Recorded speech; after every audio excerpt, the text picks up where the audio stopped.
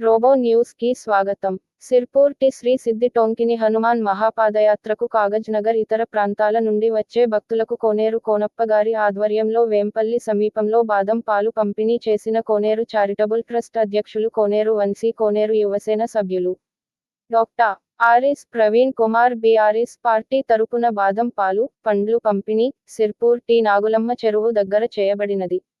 ఈ కార్యక్రమంలో BRS party నాయకులు లెండుగురే శ్యాంరావ్, నక్క మనోహర్, షేక్ చంద్, మహుల్ కార్ లలిత అస్లాం బిన్, మారుపాక శోభన్, మెరుగు రాజేష్ పాల్గొన్నారు.